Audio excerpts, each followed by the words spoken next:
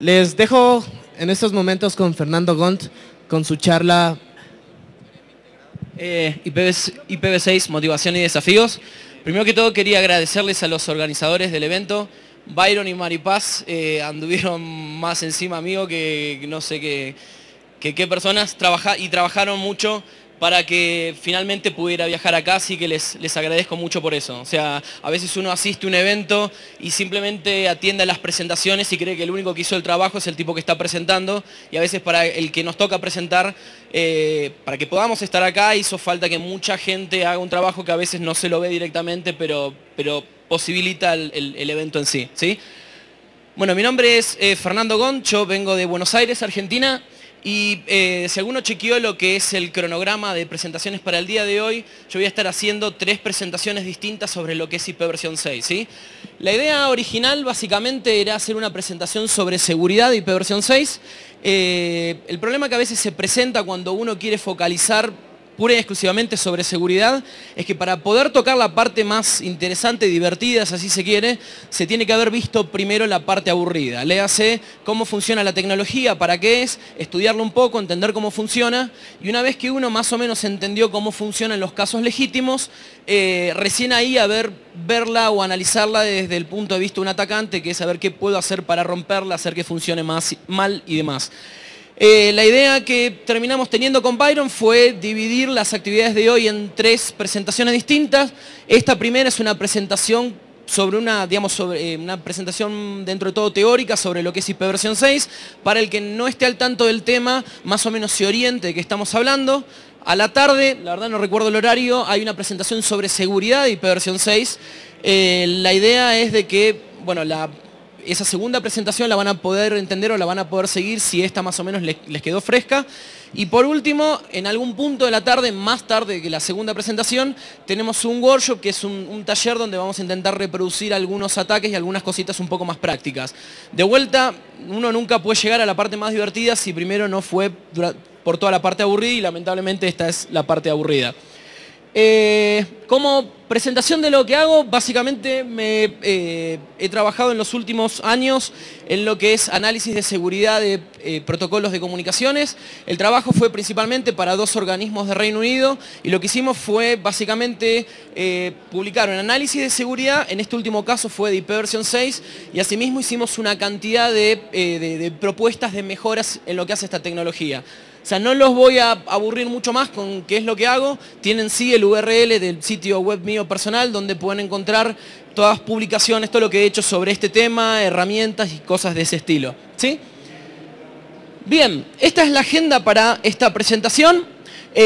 Básicamente, yo voy a empezar con una reseña del mundo de IPv4, y obviamente no es que voy a explicar cómo funciona IPv4 porque de alguna manera se asumía eso como conocimiento para esta presentación, sino que voy a tocar por ahí algunos temas de IPv4 desde una óptica distinta, si así quieren, a la que por ahí en muchos casos ustedes la pueden haber visto. Es decir, voy a intentar hacer un análisis de algunos aspectos de IPv4 porque después eso nos va a servir para analizar algunas cosas de lo que es IPv6. Seguidamente lo que voy a analizar un poquito es el agotamiento de direcciones IPv4, adelantando un poquito la motivación de IPv6, justamente es que se nos terminan las direcciones IPv4 y algo hay que hacer al respecto. Y después, sí, ahí vamos a entrar un poquito más en lo que es el protocolo IPv6 en sí, un poco cómo funciona, unas tecnologías que hay relacionadas con IPv6 que se las llama de transición y coexistencia, que nos van a servir para hacer de que IPv4 pueda convivir con IPv6 en una misma red. Y finalmente intentar hacer un análisis de algunos de los desafíos que se presentan a la hora de desplegar lo que es IPv6. Como comentario les hago, si bien esto es una presentación y por ahí no vamos a poder, hacer muchísimas pausas, pero mi idea personal es que si alguno tiene alguna pregunta durante la presentación, levante la mano y la haga. O sea, yo soy de la idea que por ahí la única gracia que tiene asistir a una presentación en vivo, si así se quiere, es de que ustedes pueden interactuar con la persona que la está dando, ¿sí? Entonces la idea no es que esperen hasta el final y por ahí se queden con alguna duda, sino que si tienen, ya sea alguna pregunta, por ahí yo digo algo y alguno tiene una visión distinta, no están de acuerdo con lo que yo dije, entonces que levanten la mano y por ahí puedan, exponer su punto de vista. Ok. Entonces, miremos un poco lo que es el protocolo IP versión 4. Primero que todo, es un protocolo que apareció a principios de los años 80, tal como los conocemos.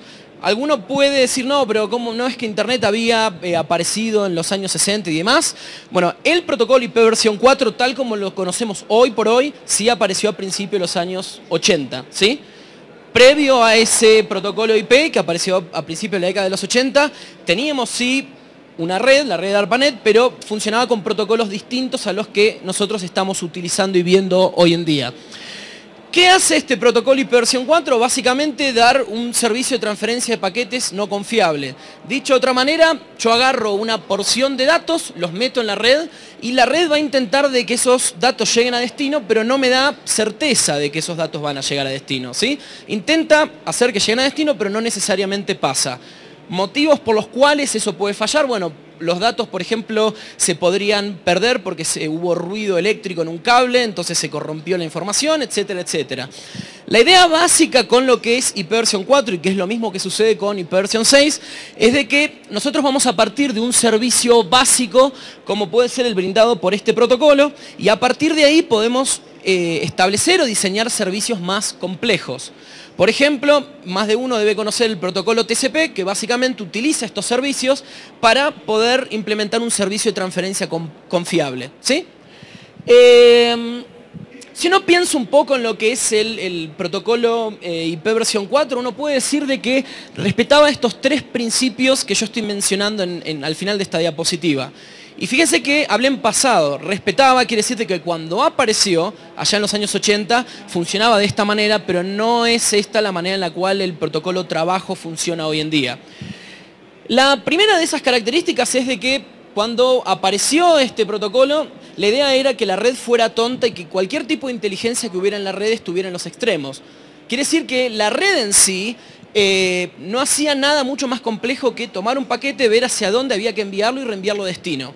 Pero no se fijaba cuál era el contenido de los paquetes, no intentaba aplicar ningún tipo de política de seguridad, no intentaba filtrar el tráfico desde hacia ningún lado, etcétera, etcétera. Otra de las características es que existía direccionamiento de extremo a extremo. Quiere decir de que la dirección, origen y destino de los paquetes se mantenía constante en toda la red. Y si quieren un contraejemplo sobre cómo es que eso cambió hoy por hoy, bueno, si ustedes en el general de los casos cuando están en una red hogareña, la red de su casa, por ejemplo, utilizan direcciones que son privadas. Y en algún punto de la red eso se traduce y se cambian esas direcciones, entonces no son constantes de extremo a extremo. Como comentario de lo que mencionaba de red tonta y host inteligentes, obviamente, si uno piensa en la red de internet hoy en día, con todo lo que tenemos de sistema de detección de intrusos, firewalls, etcétera, etcétera, pueden ver de que en todo punto de la red, en realidad se hace algo mucho más complejo que simplemente agarrar y reenviar los paquetes. No es poco común que cuando pasa, por ejemplo, por algún tipo de dispositivo de seguridad, se inspeccione el contenido de los paquetes para poder aplicar algún tipo de política.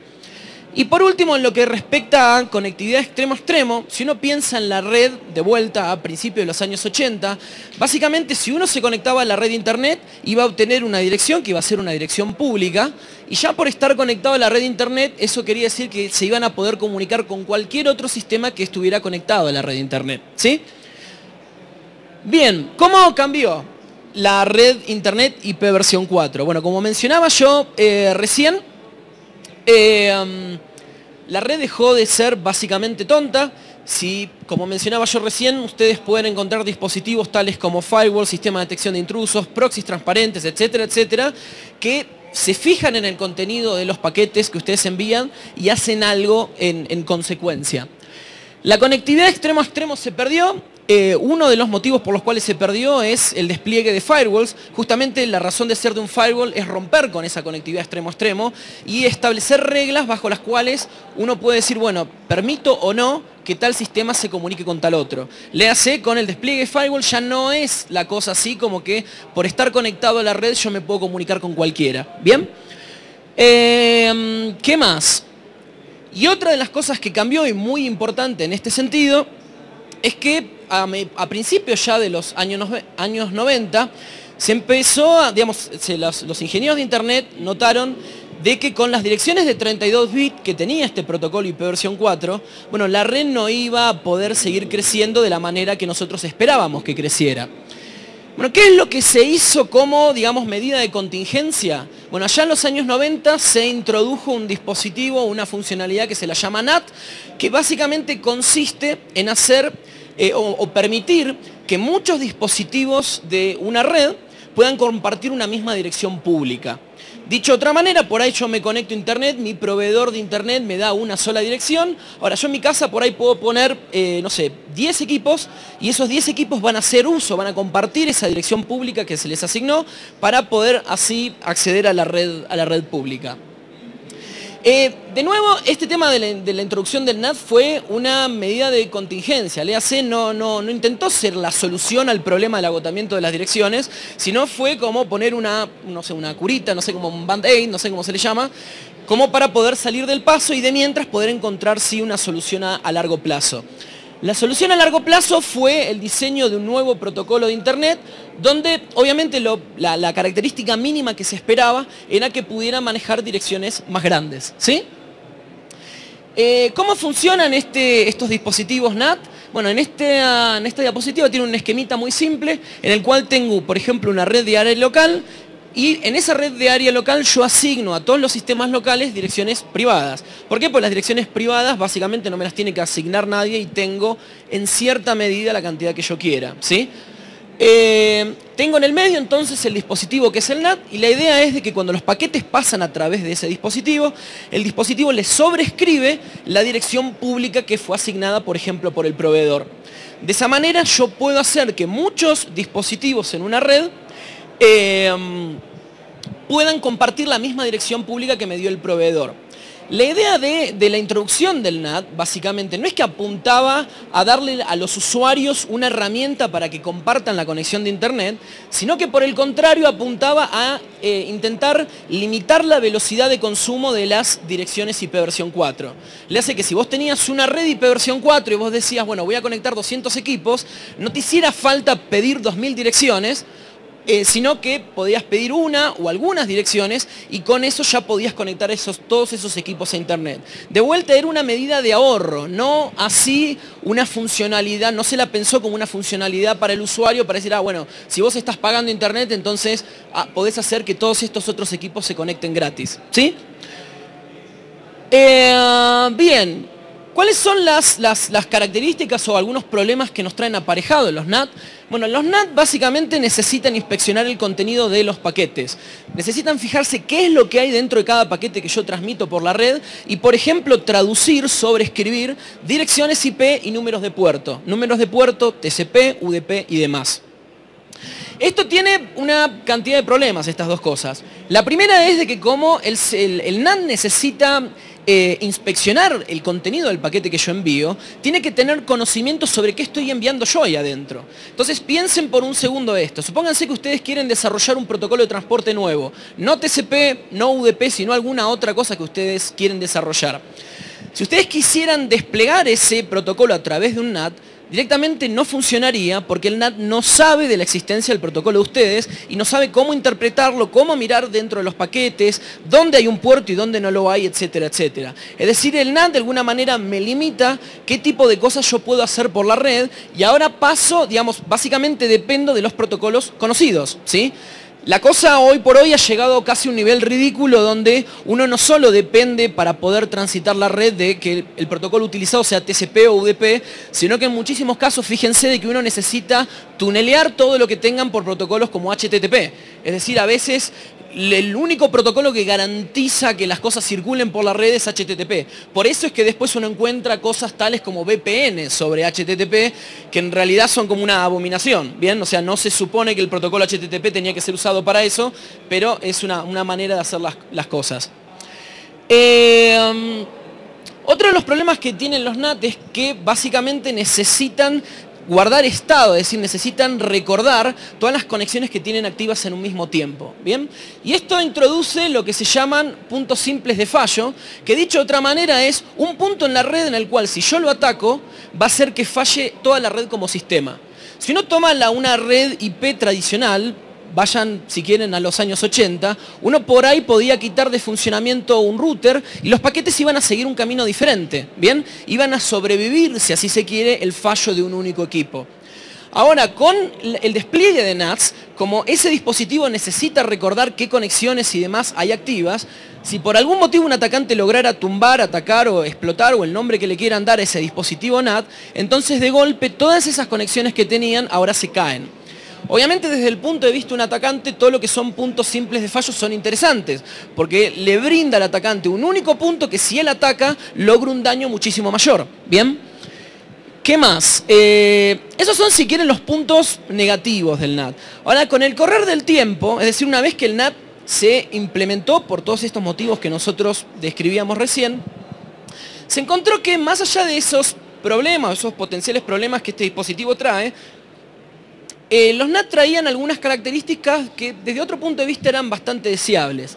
Uno de ellos es, por ejemplo, que el NAT, desde un punto de vista general, esconde o oculta la topología interna de una red. Quiere decir que si yo tengo una red armada con un montón de routers o la topología que ustedes quieran, como todos los paquetes que salen de la red se les coloca la misma dirección, entonces un atacante desde afuera no puede, al menos trivialmente, analizar la estructura que tiene esa red interna, ¿sí? Todo se ve como si fuera un único sistema que se está conectando a Internet.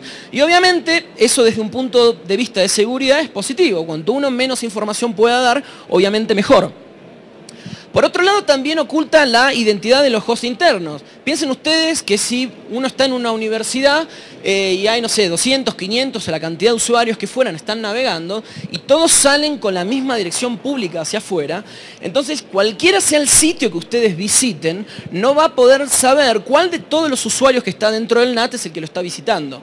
Eso de alguna manera influye de manera positiva en lo que es a la privacidad de los usuarios y obviamente es algo que también es positivo. Y por último, un efecto, si se quiere, secundario que tiene el NAT, es de que funciona de alguna manera como un firewall de lo que se conoce stateful, donde básicamente solo se permiten conexiones salientes. Léase conexiones que se originaron desde el interior de la red. Eso obviamente desde un punto de vista de seguridad es más que interesante. Piensen ustedes de que para la mayoría de las aplicaciones que uno encuentra hoy por hoy, o para muchas de ellas, a mí solo me interesa establecer las conexiones desde adentro hacia afuera. En muchísimos casos no me interesa que me contacten desde el exterior, ¿sí? Entonces esa funcionalidad también desde un punto de vista de seguridad es interesante.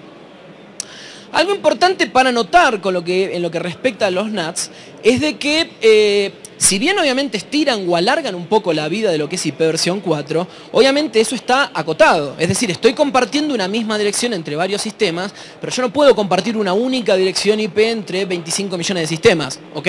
Entonces, estiran la vida del protocolo, pero no quiere decir que eso sea indefinido. De ahí que esto haya sido una medida de contingencia y no la estrategia a largo plazo, ¿sí? ¿Qué es lo que pasaría con la red IPv4 si no hacemos nada para cambiarlo? Bueno, necesitaríamos compartir esas direcciones cada vez más. Entonces, si hoy por hoy en sus casas comparten, no sé, una dirección entre 10 sistemas, bueno, en adelante va a hacer falta compartir una dirección entre 100, 200, 500 o la cantidad que fuera de sistemas. Y no solo eso, sino que como los proveedores que a ustedes le dan acceso a Internet se quedarían sin direcciones, ahora va a ser el proveedor el que hace el NAT y no ustedes. ¿Qué quiero decir con esto? Si uno va a su casa y dice, bueno, yo tengo un NAT corriendo en mi casa, no me gusta o estos problemas que me causan no me interesan, me los quiero quitar de encima, quito el router que hace el NAT, me conecto directamente y tengo una conexión tradicional. Ahora, si el que está haciendo el NAT es el proveedor, ahí no hay tutía, como decimos, ¿sí? O sea, no hay manera de cambiarlo eso. El tipo tiene control sobre el NAT y no hay nada que pueda hacer yo al respecto. Obviamente eso no va a limitar la usabilidad de la red, que es lo que yo mencionaba antes, y obviamente también va a incrementar la fragilidad. Ahora no es que tengo 10 sistemas dependientes del mismo punto, sino que por ahí tengo 1000 usuarios cuya conectividad depende de un único punto de la red. Le hace si un atacante puede tumbar, por ejemplo, ese sistema, ahora logró sacar de servicio una cantidad de usuarios grande, elevada. Bien, la idea es hablar un poquito ahora de lo que es la solución a mediano o largo plazo, que es IPv6. Léase un protocolo nuevo que básicamente lo que va a intentar aportar son más direcciones, ¿sí? ¿Cuál es el objetivo de diseño de IPv6? Más allá de distintas cosas que uno puede encontrar que cambian o que no, el objetivo de IPv6 es aportar más direcciones. Es hacer básicamente lo mismo que hacíamos con IPv4, el mismo tipo de servicio, pero queremos que las direcciones sean más grandes. Obviamente, como este tema de desplegar un protocolo nuevo no es algo, digamos, que sea fácil de hacer, se tomaron, y vamos a verlo después en un poquito más detalle, para el protocolo de IPv6 direcciones de 128 bits en contraposición con las de 32 bits de IPv4. Esto es una manera de decir, bueno, si vamos a tenernos que tomar todo el trabajo de desplegar esta tecnología, bueno, hagamos las direcciones inmensas de manera que lo cambiamos una vez y punto. Y no hay que bromear más con eso, ¿sí? ¿Qué otras cosas hace este protocolo en adición? De vuelta, ahora es mirando un poquito más en detalle. La razón de ser es las direcciones, ¿sí? Algunas de las cosas que hace es, por ejemplo, quitar algunos mecanismos que teníamos en IPv4 que me afectaban la performance de los routers.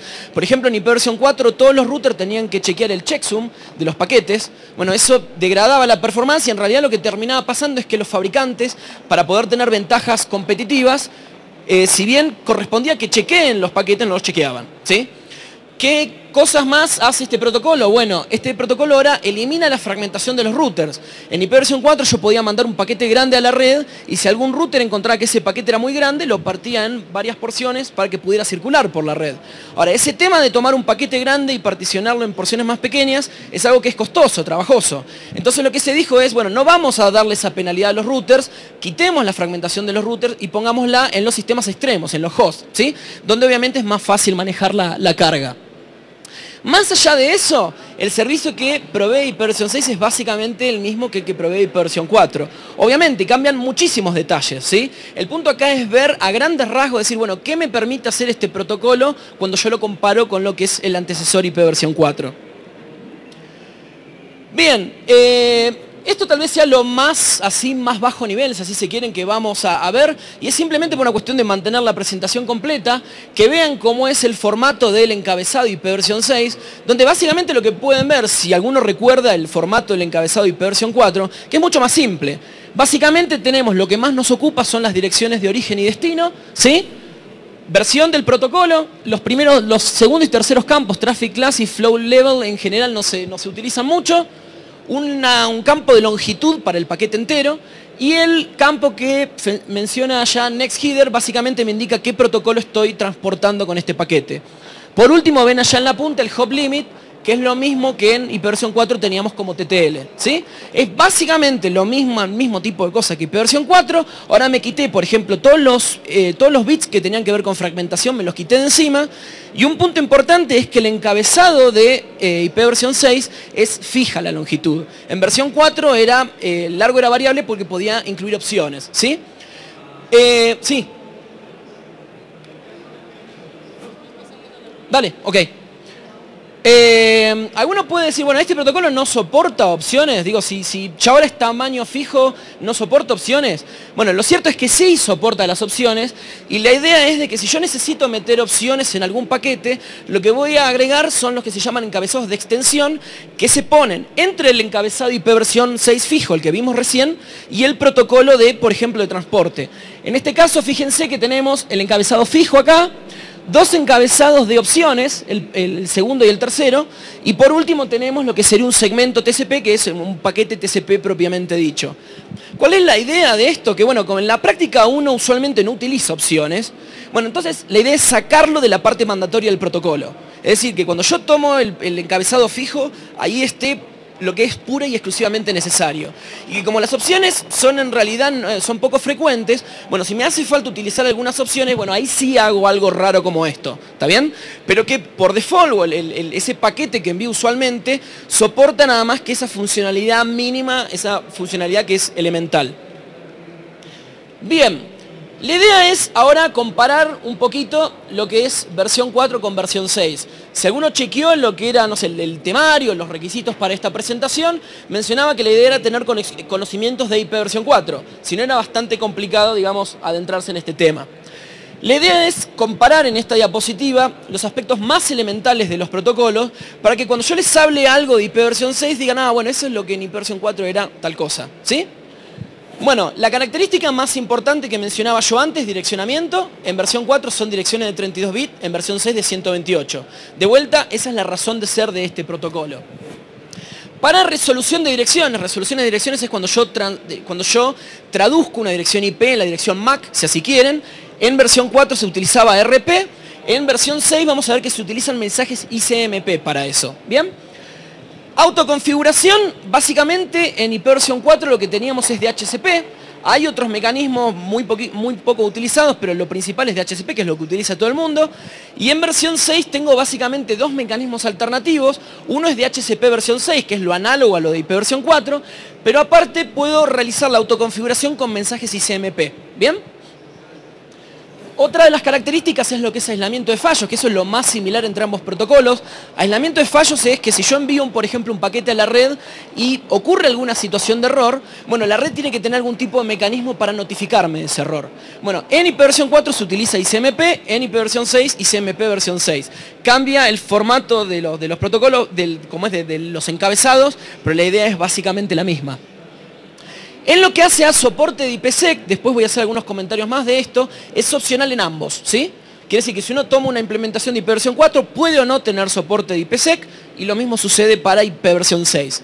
Y por último, en lo que hace a fragmentación, en IP versión 4 se hace tanto en los hosts, es decir, en los sistemas extremos como en los routers, mientras que en IP versión 6 se hace nada más que en los sistemas extremos. ¿Por qué? Performance, ¿sí? Yo no quiero en los routers, que son, digamos, los puntos de la red donde están más estresados, porque donde circula todo el tráfico, altos anchos de banda y demás, no quiero que esos equipos pierdan tiempo y sufran en performance simplemente porque tienen que fragmentar paquetes. Algo importante que yo considero de esta diapositiva, que muchas veces uno cuando asiste a una presentación de IP versión 6, a veces se toma la actitud de decir, bueno, olvídate todo lo que sabes de IP versión 4, porque esto es un protocolo nuevo, así que empecemos de cero. Y yo personalmente lo veo distinto, es decir, en general uno tiene 25 millones de cosas más interesantes que hacer que ponerse a leer a ver cuántos bits tengo acá o allá. Entonces, mi idea es que uno pueda reutilizar todo lo que sepa de otra tecnología. De ahí es de que intente en toda la presentación siempre migrar conocimientos que ustedes tengan de IP versión 4 a IP versión 6. Bien, algunos comentarios en lo que es direccionamiento, ¿sí? Yo mencionaba que la motivación principal de IP versión 6 es las direcciones más grandes, entonces por eso es importante hacer algunos comentarios sobre cómo son las direcciones en versión 6. Bueno, lo más importante es obviamente que son mucho más grandes, 128 bits contra los 32 bits que tenemos en IP versión 4. En lo que hace al resto de las cosas, básicamente las direcciones son similares.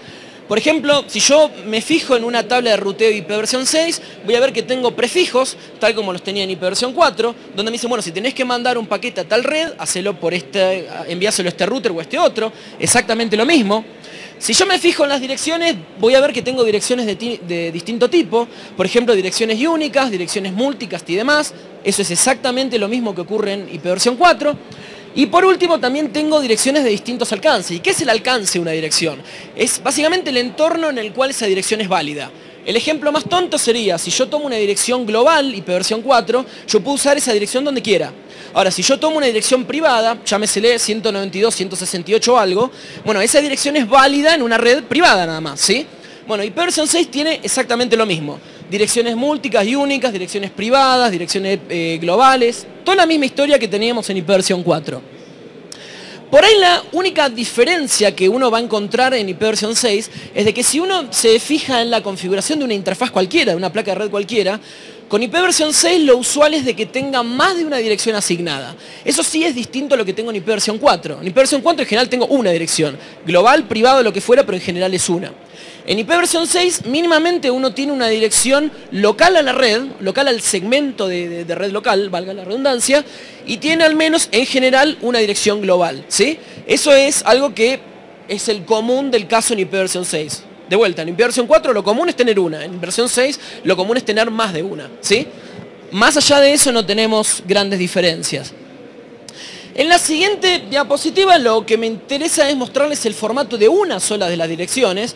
Fíjense que yo acá podría hacer una matriz, es decir, tengo direcciones de distintos tipos, únicas, múltiples y demás, y direcciones de distinto alcance. Entonces habría muchas combinaciones. La única que yo voy a describir son las direcciones globales, que son las que uno utilizaría si uno quiere visitar el sitio web público. Básicamente podemos dividir la dirección en tres porciones, un prefijo global de ruteo. Esto es si uno tiene, por ejemplo, una universidad, algo así, el prefijo global de ruteo es lo que te da tu upstream, tu proveedor. Es decir, te dice, bueno, elegí tus direcciones a partir de esta porción. De vuelta, lo mismo que en versión 4. Después tienen unos bits para lo que es subredes, exactamente lo mismo que en ipversión 4. Así dividen las redes en distintas subredes. Y por último, tienen un identificador de interfaz que es exactamente lo mismo a lo que en ipversión 4 le llamábamos el host ID. Lo mismo, cambió de nombre, pero la historia es la misma. La única cosa que cambia acá, o dos cosas que cambian, es que como el identificador de interfaz es típicamente de 64 bits, uno tiene muchas más posibilidades en la manera en la cual selecciona ese valor, ¿sí? Si en ipversión 4 yo tengo el host ID nada más de 8 bits, no hay mucho con lo que pueda jugar ahí, las combinaciones son pocas. Ahora, cuando el tamaño de ese identificador de interfaz es grande, bueno, ahí puedo jugar de distintas maneras. Hay muchas maneras de seleccionar el identificador de interfaz. Una es de manera similar a como lo hace uno en ipversión 4. Por ejemplo, lo setea de manera manual. Entonces puede poner todos los bits en cero y después configura el último byte, 1, 2, 3, 4 y demás. Se puede hacer por DHCP, donde por ahí se pueden generar de las mismas maneras. Y otra de las maneras posibles de seleccionar ese identificador de interfaz es incluyendo la MAC address. Se toquetea un poquito, es decir, se le cambian un par de bits y se cambia un poquito la MAC, pero básicamente lo que hacen es agarran la MAC address y la ponen dentro de lo que es el identificador de interfaz. Por eso van a ver que si alguno chequea después, por ejemplo, la configuración de red de alguna máquina que tenga ipversión 6, van a ver que van a encontrar la MAC de la interfaz en la dirección ipversión 6 en sí. Esa es básicamente lo que es direccionamiento en ipversión 6. Fíjense, cambia el tamaño, cambian algunos detalles, pero la historia es muy similar.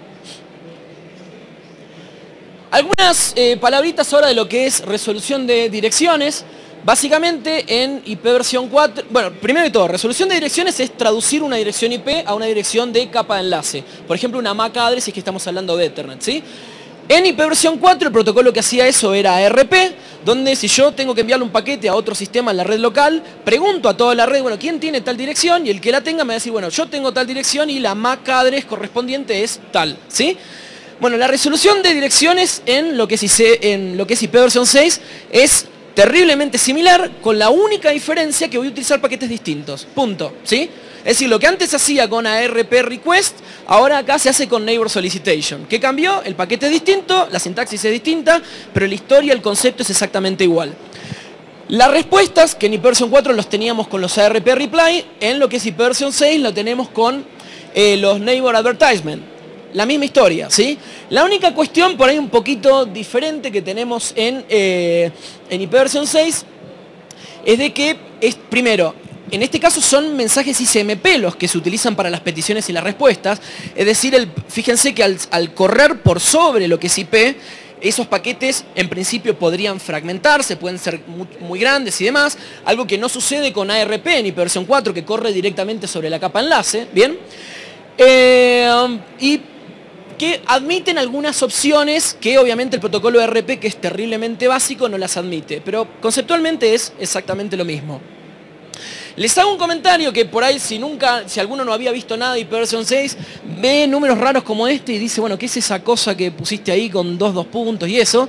Bueno, las direcciones ipversión 6 se escriben en hexadecimal, obviamente estamos hablando de números de 128 bits grandes, y esta notación de 2 puntos, uno seguido del otro, básicamente me indica que ahí voy a rellenar todo eso con ceros, con la cantidad de ceros que sean necesarios, hasta que ese número sea un número de 128 bits, ¿sí? Básicamente eso. Algunos comentarios de lo que es autoconfiguración. Dice, bueno, a veces con todas estas cosas uno escucha palabritas que por ahí suenan complicado y cuando en realidad se está, se está refiriendo a algo que es súper conocido y con lo cual trabaja todo el tiempo. ¿Qué es autoconfiguración? Básicamente la idea es de que si yo tengo un equipo de red y lo conecto a una red, yo quiero que ese equipo configure todo lo que tiene que ver con conectividad de manera automática. Es decir, no quiero que manualmente haya que ponerle nada adentro, ¿sí?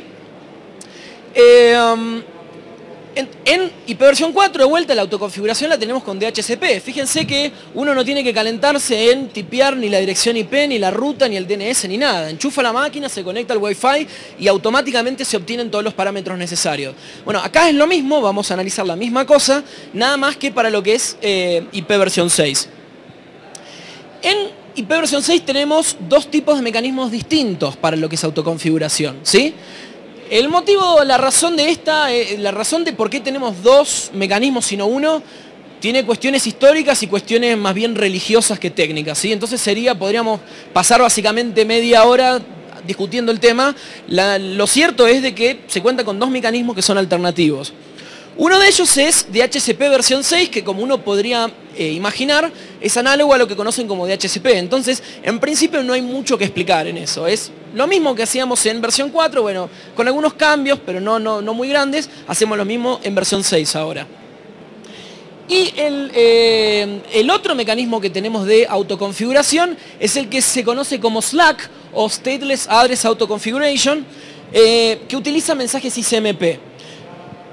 Comentario o paréntesis, el motivo por el cual SLAC se llama SLAC o stateless, si así se quiere, es de que es para marcar la diferencia con DHCP. Cuando yo tengo un servidor DHCP, el servidor se tiene que acordar, por ejemplo, qué sistemas están conectados y qué dirección le dio a qué sistema, ¿sí? Cuando uno utiliza SLAC, que es stateless, o sea, sin estado, ahí nadie se acuerda de nada. El router que me ayuda con la autoconfiguración me dice, acá tenés la información de configuración, pero no tiene que recordar absolutamente nada de eso. ¿Cómo funciona SLAC? Básicamente, si yo conecto un sistema a una red, va a enviar un mensaje de tipo router solicitation, que es básicamente preguntarle a la red y decir, bueno, si acá hay conectado algún router, por favor, mándenme la información de configuración, así puedo configurar mi placa de red, ¿sí? En respuesta, lo que obtienen es un router advertisement que contiene toda la información de configuración que se puedan imaginar. ¿Qué puede haber ahí? Por ejemplo, información sobre los servidores DNS que tienen que utilizar. ¿Qué más? Las rutas por defecto que tienen que utilizar, rutas más específicas, por ejemplo, bueno, si no tenés nada más detallado, enviar los paquetes por acá, pero si no, hacelo por el otro lado, etcétera, etcétera.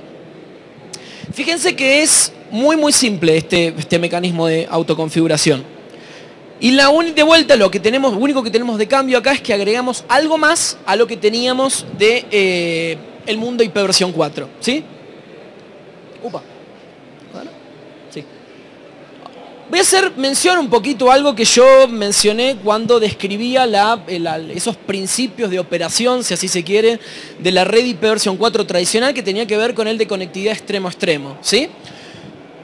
Muchas veces se supone de que si uno despliega IPv 6, uno va a volver a esa situación de conectividad extremo a extremo. Quiere decir de que si me conecto a la red, puedo comunicarme con cual fuera el sistema que tengo conectado a la red de internet. En general, el motivo por el cual se piensa eso es de que uno de los dispositivos que hoy por hoy filtra o bloquea esa conectividad extremo a extremo son los NAT, ¿sí?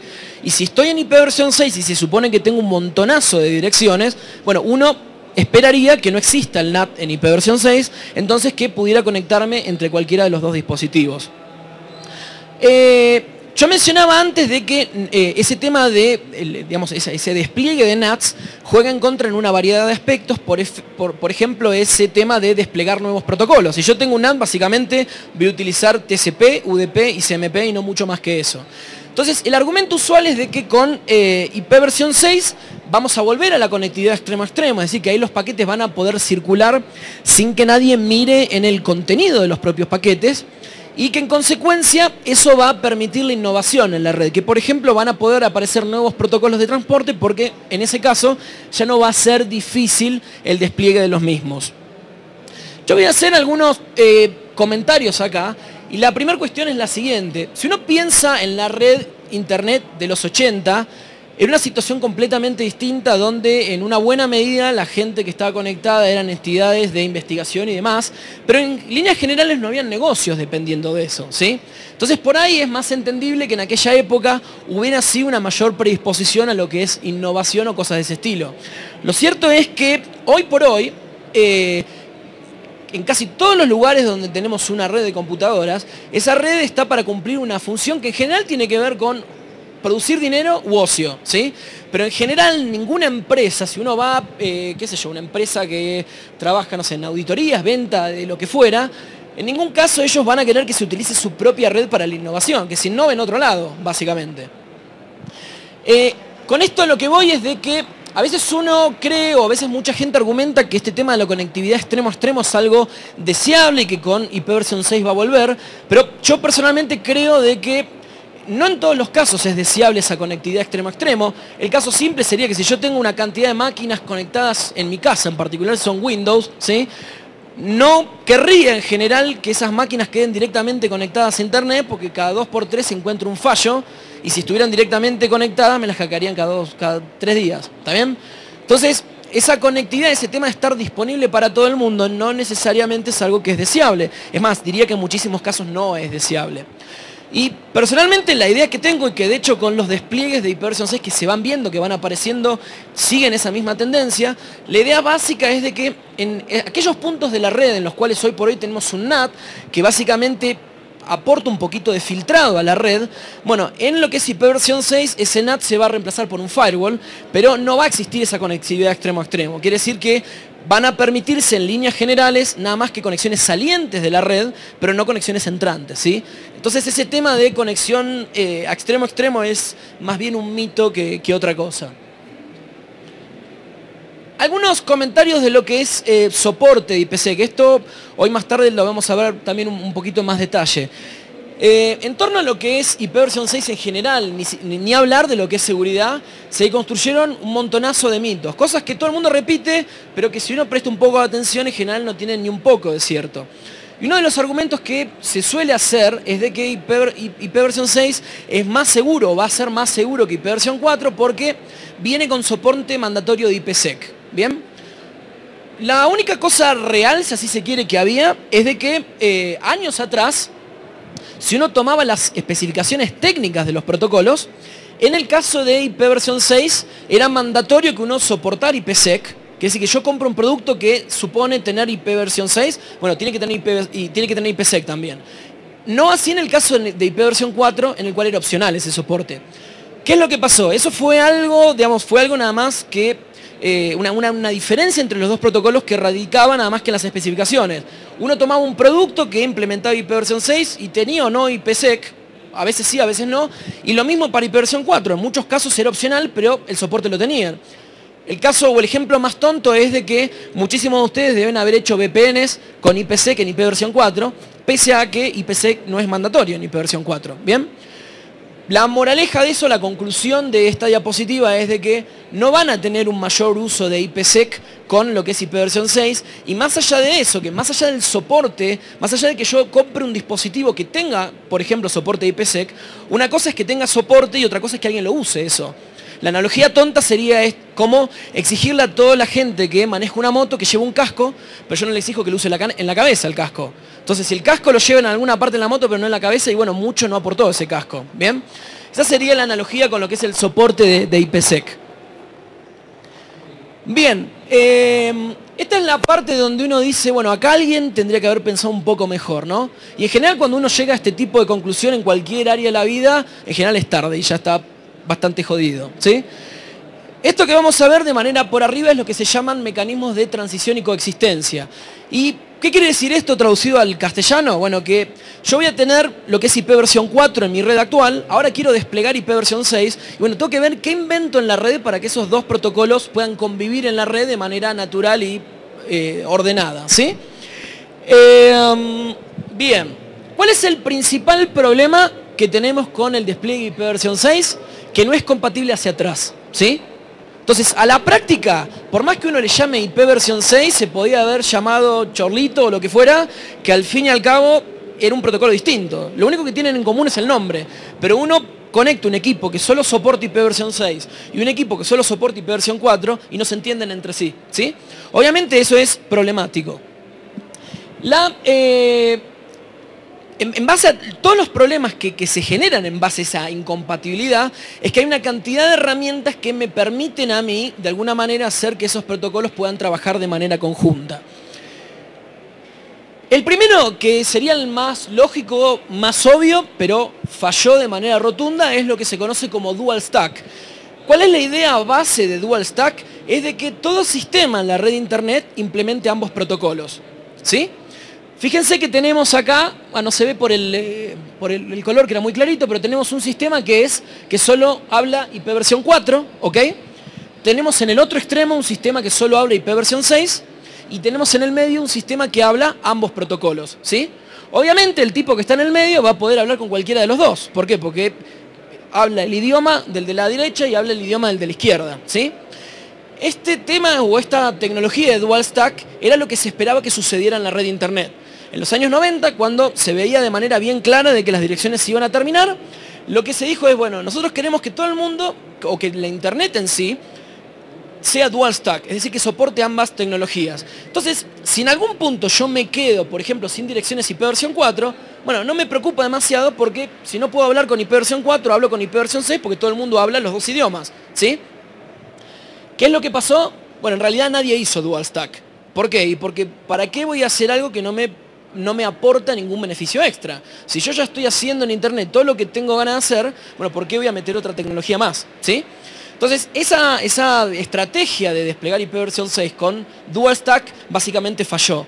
Hoy por hoy, se supone que, por ejemplo, si uno quiere desplegar IPv6 en equipos tales como servidores, esa sería la técnica que tendría que utilizar. ¿Y por qué? Porque es de alguna manera la técnica más limpia, si así se quiere, para despliegue de IPv6.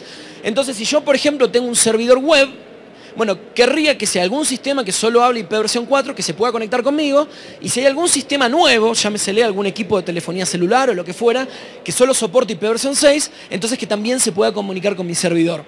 Pero vamos a ver de que para lo que es el general de los sistemas, a veces se utilizan otras tecnologías de transición. Lo que vemos ahora es lo que se conocen como túneles en esta diapositiva. Túnel, por ahí alguno no lo vio con este ejemplo, pero cuando uno está haciendo una VPN está haciendo exactamente esto, ¿sí? ¿Qué hace? Establece básicamente un enlace virtual entre dos sistemas y manda todo su tráfico adentro de ese enlace virtual, ¿sí? ¿Cuál es la idea o por qué necesitamos túneles en este caso? Fíjense o piensen en el escenario, por ejemplo, en el cual yo tengo una red IPv6 en algún punto de la red, este caso de acá, y tengo una red IPv6 en alguna parte remota de la red, ¿sí? Entonces, acá solo soporto IPv6, allá solo soporto IPv6 y querría que esos dos sistemas se puedan comunicar entre sí. ¿Cuál es el problema? En el medio de la red solo tengo IPv4. Entonces yo no puedo enviar paquetes nativos IPv6 porque en cuanto lleguen a la red IPv4 nadie lo va a entender eso y los paquetes se van a descartar, ¿ok? Entonces, ¿de qué manera puedo interconectar esas dos islas, esas dos redes IPv6? Con un túnel. Algo similar a lo que ustedes hacen con una VPN. Entonces, en el router que tengo acá, o túnel endpoint si lo quieren llamar, lo que digo es, si recibís cualquier tipo de paquete IPv6, lo metés adentro de un paquete IPv4 y lo mandás hacia el otro lado. Y lo mismo en el sentido opuesto. Estos túneles me permiten entonces a mí utilizar la red IPv4, que es obviamente lo que, la parte mayoritaria de lo que es la red de Internet, para transportar paquetes que son IPv6, ¿ok?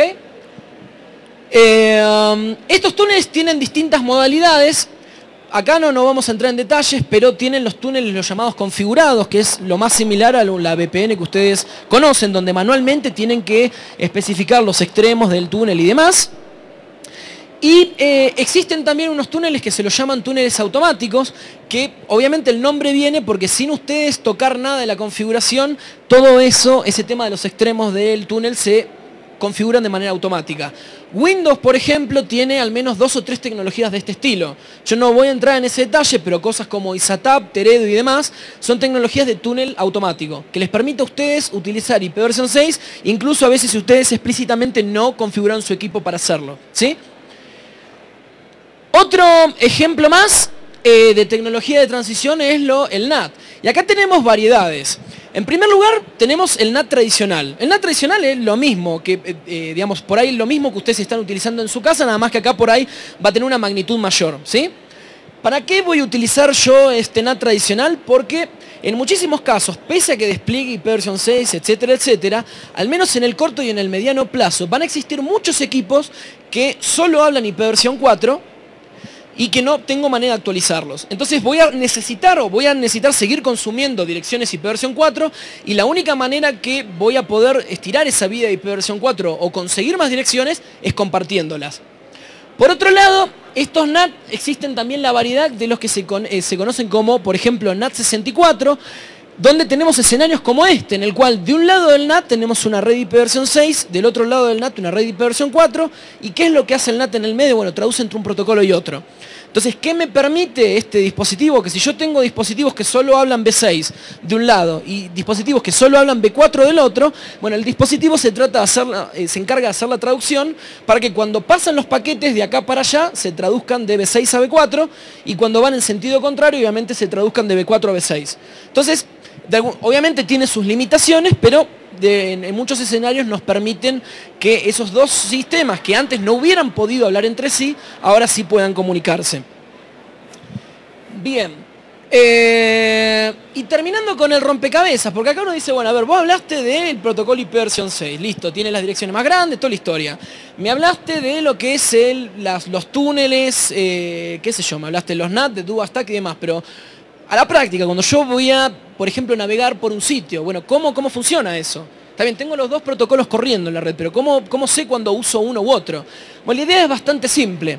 Si ustedes piensan en una red IPv4 solamente, o sea, sin soporte IPv6, digamos, el procedimiento típico cuando ustedes, por ejemplo, visitan un sitio, es que utilizan el DNS para traducir un nombre en una dirección IP. Esto es hablando mal y pronto, ¿sí? Entonces, toman el nombre, lo traducen en una dirección IP y después se conectan, obtienen la información que quieren o lo que fuera. La idea es de que cuando yo despliego IPv6, ahora a la hora de traducir el nombre en una dirección, voy a tener dos tipos de información. Direcciones IPv4, que son las que tenía tradicionalmente, y ahora también voy a tener direcciones IPv6. Eso, el nombre un poquito más técnico, es lo que se conoce en la jerga del DNS, registros A, para lo que es IPv4, y registros quad A, para lo que es IPv6. Dicho de otro modo, ahora quiero ir a Google y digo, bueno, a ver, ¿cuál es la dirección Google? Y el servidor DNS correspondiente me va a decir, mira, a Google podés ir con esta dirección IPv4 o con esta dirección IPv6, por ejemplo. Obviamente podrían ser un grupo de direcciones de cada tipo también, ¿sí? Y obviamente en base al soporte que yo tenga de protocolo, por ejemplo, si yo implemento IPv6 o no, o implemento los dos o lo que fuera, utilizaré el protocolo que más me guste. A veces el único problema que se presenta es que si uno tiene, por ejemplo, varias opciones, supónganse 5 direcciones B4 y 5 direcciones B6, puede que en algunos de esos casos algunas anden y otras no. Entonces la pregunta es, bueno, ¿cuál de todas uso? Y a veces esa decisión no es tan simple, ¿sí?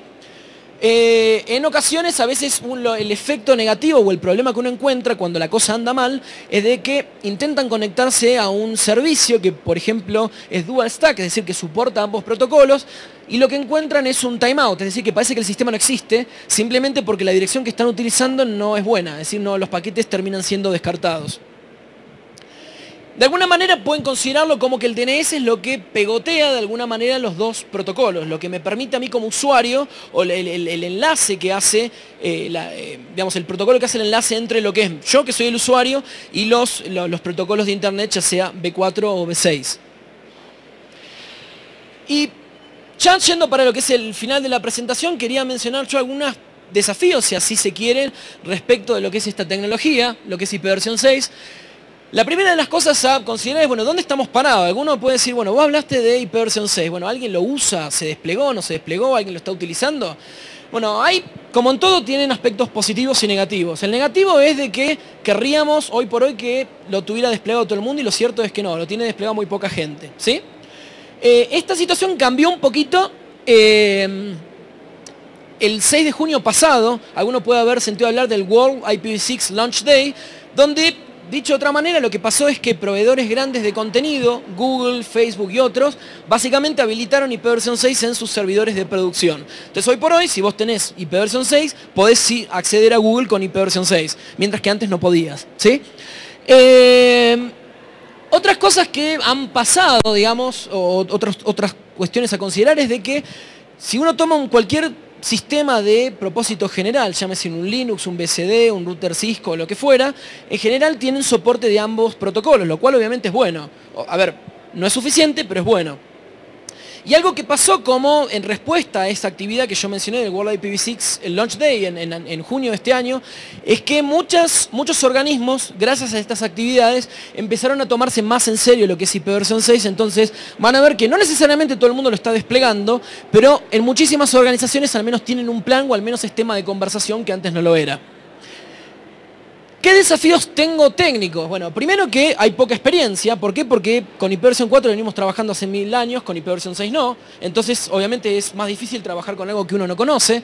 Hay pocos recursos humanos bien capacitados. Si uno quiere tomar a alguien para trabajar en IPv6, es muchísima menos la gente que consigue que si quiere trabajar sobre V4. Hay menor soporte en dispositivos de red. Si uno toma un firewall, bueno, todos los firewalls soportan V4. Pero uno dice, bueno, ¿qué firewall me soporta IPv6? Las opciones se reducen muchísimo. Y por otro lado, otro desafío técnico es de que aumenta mucho la complejidad de la red. Piensen ustedes que ahora vamos a tener una red que utiliza 2 protocolos de internet, van a haber túneles, traductores, etcétera, etcétera. Es decir, la complejidad de la red aumenta en un sentido completo. Hay desafíos de otro modo, es decir, hay desafíos que por ahí no solo tienen que ver con lo técnico, que tienen que ver con lo económico, político o el nombre que le quieran dar. Ustedes vieron esta presentación, dicen, bueno, voy a jugar un poco con esto. Van a su jefe y le dicen, bueno, vine con la super idea que quiero desplegar IPv6. Y su jefe le responde, bueno, ¿cuánta plata más vamos a hacer con esto? Y no sé. Entonces, ese tema en las empresas a veces no cae muy bien porque las empresas como razón de ser tienen hacer dinero, ¿sí? Un problema que se planteó durante muchísimos años es esta pelea entre quienes proveen servicio a los usuarios y quienes proveen contenidos. Un ISP decía, no, ¿para qué voy a poner IPv6 en mis usuarios si no hay contenido IPv6 que visitar? Y los tipos que proveen contenido, llámesele YouTube, Google o quien fuera, decían, ¿para qué voy a poner IPv6 en mis servidores si no hay usuarios que lo vayan a acceder? Bueno, en junio de este año este tema se rompió un poco, no del todo, porque hubo un trabajo conjunto y, como decía antes, muchísima gente pasó a habilitar IPv6 en sus servidores de producción. Básicamente el argumento de negocios de IPv6 es continuidad de negocios. Léase, si vos haces plata dándole conectividad IP a tus usuarios, se te van a acabar las direcciones y cuando se te acaban las direcciones no vas a poder tener más clientes. E IPv6 justamente lo que te permite es eso. Cerrando, actividades propuestas, y esto lo resumo en una sola frase, tarde o temprano van a tener que desplegar IPv6. Esto no quiere decir andá y desplegá IPv6 ahora, pero sí andá preparándote porque tarde o temprano vas a tener que hacer algo al respecto. Y tengan en cuenta que este soporte de IPv6 se encuentra habilitado en la mayoría de los sistemas operativos de propósito general. Léase de que por más que ustedes crean que solo utilizan IPv4, bueno, sus sistemas tienen soporte IPv6 y ese soporte está habilitado. La idea es, lo que querría que se lleven de acá es intentar hacer algún plan al respecto. Conclusiones, es la red Internet tal como la conocemos no puede continuar de esta manera, ese elemento básico que son las direcciones se nos están acabando y el único camino que tenemos para mantenerla de manera similar a lo que actualmente la conocemos es tener más direcciones y lo único que tenemos sobre la mesa para hacer eso es IPv6. Esto requiere el trabajo de un montón de gente, fabricantes que incrementen el soporte en sus equipos, proveedores de contenido, proveedores de servicio y demás y obviamente gente que esté capacitada para, obviamente, desplegar este protocolo. No sé si hay alguna pregunta. ¿Cómo hacemos? Sí. Oye. Ahí sí. Muy buenas. Mi pregunta va orientada a lo siguiente. Mira, tengo una aplicación en la cual estaba funcionando con la versión 4, digamos, sin ningún tipo de problema. La velocidad era adecuada, hasta que realizaron unos cambios de la parte de comunicaciones, unos routers y cosas así, y comenzaron a fallar, digamos, el sistema comenzó a volverse lento, la identificación de los nombres de los servidores comenzaba a fallar, no se conectaban a las bases de datos y cosas así, y se desconocía el asunto, tuvo que pasar mucho tiempo hasta que decir, pasa esto. ¿Qué recomiendas tú tener en cuenta en los cambios de equipos de comunicaciones? Digamos, habilitarlo, no habilitarlo, porque también los sistemas operativos ya vienen incluidos y no se los han configurado y se los ha dejado como está, como estándar, y comienzas a tener problemas. ¿Qué recomiendas en eso cuando hay tipo de cambios en eso?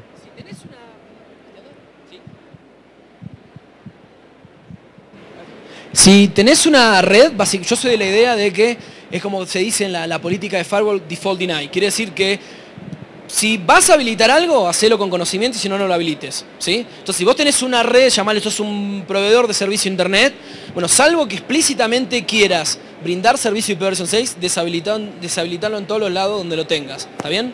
O sea, esto es, vos no podés tener algo corriendo que vos no sabés ni cómo está funcionando, ¿sí? Eso es el caso, estamos hablando de una red, los routers en sí. En lo que hace a los clientes, la situación es distinta. En ese caso, yo lo que te diría en términos generales, es un poquito más complicada la cosa, pero por ejemplo, si vos, sos un administrador de red, tenés que tener en cuenta que el protocolo ese está corriendo. Por ejemplo, si vos tenés un sistema de detección de intrusos y estás monitoreando el tráfico IPv4, bueno, monitorea también el tráfico IPv6, porque por más de que vos no estés brindando el servicio ese de manera explícita, puede haber tráfico IPv6. Yo siempre, yo soy de la idea que más allá de todo lo que yo te puedo decir con palabras, siempre todas las cosas quedan más que en claro cuando uno las prueba de su propia mano. Y esto es simple. Agarrá una red de producción que tengas, corre un sniffer, Wireshark, TCP/DAMP, el que quieras, y vas a ver tráfico IPv6. Y vos vas a decir, ¿cómo puede ser? O sea, mi red no se ponía a tener IPv6, pero vas a ver que lo tiene. Por ahí no se usa de manera global. No es que cuando vas a Google usas IPv6, pero por ahí se está usando de manera local. Y eso podría implicar que si vos solo monitoreás tráfico V4, bueno, algún atacante puede estar atacándote localmente con V6 y vos ni siquiera te enterás. ¿Está bien?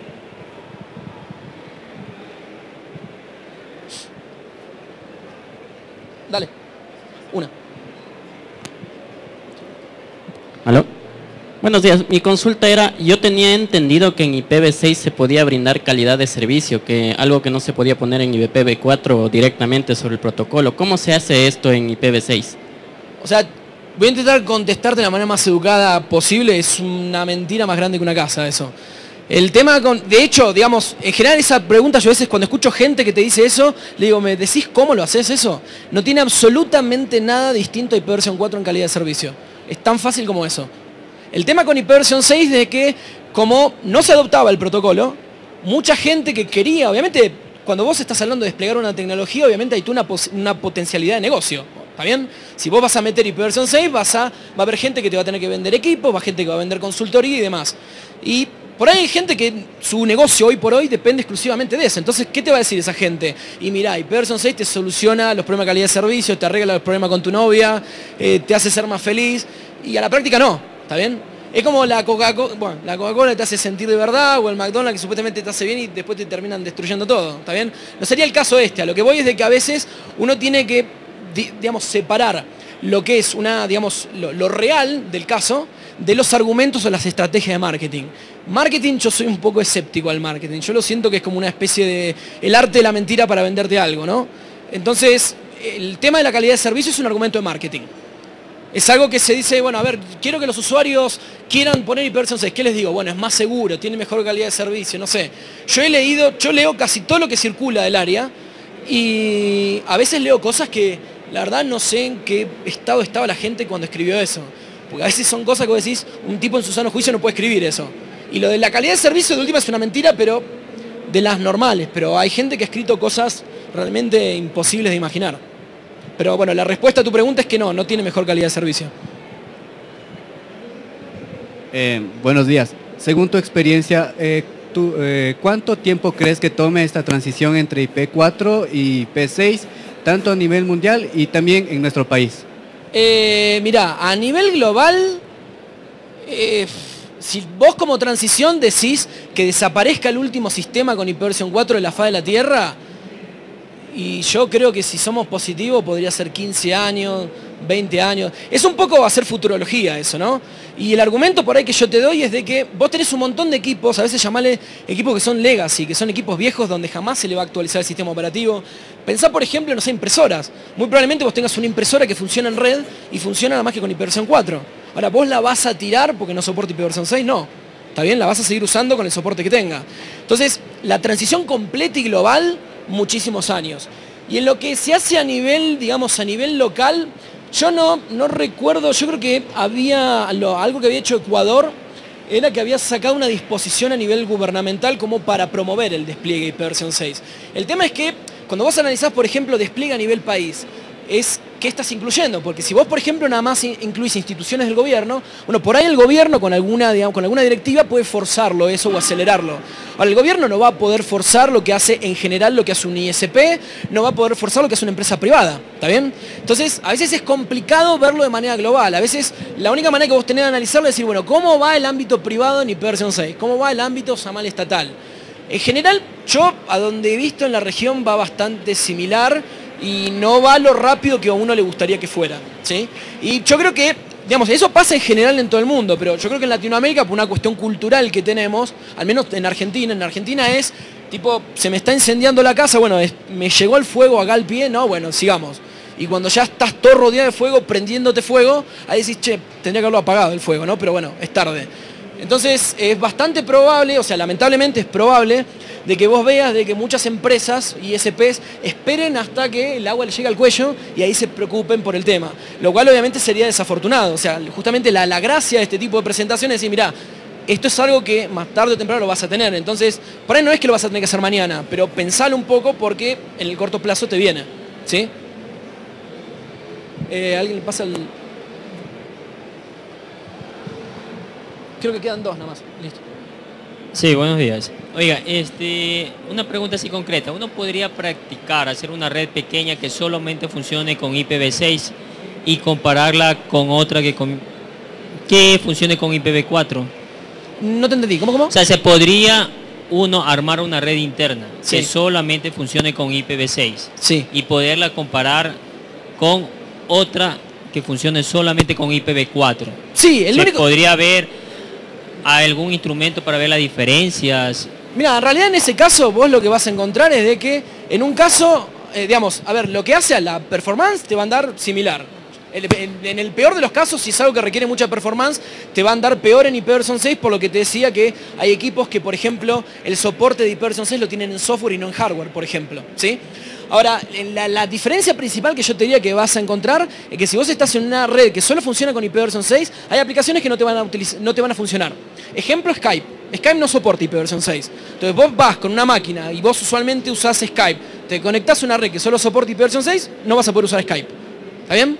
Entonces, básicamente, la moraleja o la lección que vas a sacar de hacer ejercicio, que es bueno, es válido, es decir, bueno, a ver, ¿qué cosas son las que no me andan si utilizo IPv 6 solamente? ¿Está bien? Vas a ver que hay muchísimos sitios a los cuales no vas a poder visitar, salvo que hagas algo en el medio, por ejemplo, poner un NAT como yo mencionaba, aplicaciones que directamente no van a correr y demás. Es útil, en particular, si vos tenés, suponete, una red, una organización donde tenés aplicaciones internas, es bueno que vos puedas analizar qué parte de tu empresa necesita trabajo para habilitarla con IPv 6. ¿Está bien? Sí, buenos días. Una de las cosas buenas que tú comentaste del uso de NAT es que mantiene ocultos a los hosts y oculta la estructura del REC. Pero obviamente con IPv6 eso se pierde. No sé si acaso tú mencionaste de qué manera está eso contemplado en IPv6. Bueno, ahí tenés dos respuestas. La respuesta que dio la IETF, que es el organismo de estandarización, es una cosa que era una demencia de complejo que nadie en su sano juicio le haría, ¿sí? O sea, los tipos que dijeron, a ver, quiero hacer lo mismo que con el NAT, sin NAT. Imposible, ¿sí? ¿Qué pasó? Pese a que NAT supone ser el chico malo del juego acá, Linux, por ejemplo, ya incluye soporte para hacer NAT en IPv 6. Yo personalmente soy de la idea de que, digamos, la tarea por ahí de uno, o si vos estás haciendo, no sé, consultoría o lo que fuera, o estás asesorando a alguien, decirte, mirá, estos son los pros, estos son los contras, por ahí yo no lo haría, pero si suponete vos me decís, mira, a ver, yo vengo tan acostumbrado a tener NAT en mi red que al menos por un tiempo lo quiero, y bueno, ponelo, qué sé yo. O sea, yo creo que digamos, lo importante desde mi punto de vista es que vos tengas un plan respecto a IPv 6. Por ahí en algún futuro no te acostumbres a otra cosa y por ahí lo quites el NAT y pongas algún tipo de dispositivo distinto. Pero me parece válido, si a vos te va a ser más fácil migrar tu red a IPv 6 poniendo un NAT, ponelo. ¿Sí? Sí. Hola, ¿qué tal? Hace 35 años teníamos N direcciones IPv4 y creíamos que iban a soportar de aquí a 1000 años. Hoy ya no tenemos. ¿Qué sabes tú que está haciendo la IETF para que en un futuro no nos pase lo mismo con versión 6? Usarlas mal las direcciones, para repetir la historia. O sea, yo creo que lo que apunto es de que ojalá que cuando pase, digamos, a ver, tenés dos perspectivas de verlo, ¿está bien? Una perspectiva es decir, si realmente nosotros en algún punto tenemos que reemplazar IP versión 6 por otro protocolo para que ponga direcciones más grandes, es como para juntarnos todos juntos y hacer como un suicidio en masa, básicamente, porque es básicamente chocarse con la misma piedra 2 veces. ¿Está bien? No hay otra cosa que se esté haciendo al respecto. De hecho, hay mucha gente en el ámbito de la IETF que dice, tengamos cuidado con la manera en la cual usamos las direcciones, porque sí, ahora parece que son infinitas, pero también nos parecían infinitas con IP versión 4. ¿Está bien? Yo soy la idea un poquito más de ese área, o sea, no considerarlas infinitas. Son muy grandes, ¿sí? Pero a veces es muy difícil ver a futuro. Hoy estás conectando por ahí sensores y mañana no sé qué es lo que puedes llegar a conectar. Obviamente, como yo te decía recién, esto tiene dos puntos de verlo. Desde un punto de vista, si querés, técnico, ingenieril, pues decís, qué horrible que no hayamos aprendido la lección y que nos golpeemos vuelta con la misma piedra. Ahora, si vos lo ves desde el lado de producir dinero y hacer consultoría, genial. Porque cuanta más cosas la gente tenga que cambiar todo el tiempo, es creación de empleo, básicamente. O sea, depende de la óptica donde lo mires. Si vos sos un ISP que tenés que reemplazar el protocolo, te querés matar. Ahora, si vos estás haciendo consultoría, genial, porque va a haber gente que te va a contratar para hacer eso. Pero no hay una, digamos, no es algo que se esté tomando muy seriamente el tema a ver si estamos cuidando lo suficientemente bien las direcciones IP versión 6 y si en algún momento se van a terminar. No sé si hay alguna pregunta más. ¿Estamos? Bueno, ¿se puede poner la diapositiva siguiente? Tiene clave. ¿Qué pasó? Bueno, les agradezco a todos por estar en esta presentación. En la diapositiva siguiente tienen mi dirección de correo electrónico, si es que logramos ponerlo por ahí. Y si tienen alguna consulta me pueden parar ahora cuando termine la presentación o bien enviármela por correo electrónico. Y asimismo van a encontrar la dirección de una lista de correo en la cual tratamos todos temas a bajo nivel de lo que tiene que ver con IP versión 6, ¿sí? Bueno, gracias.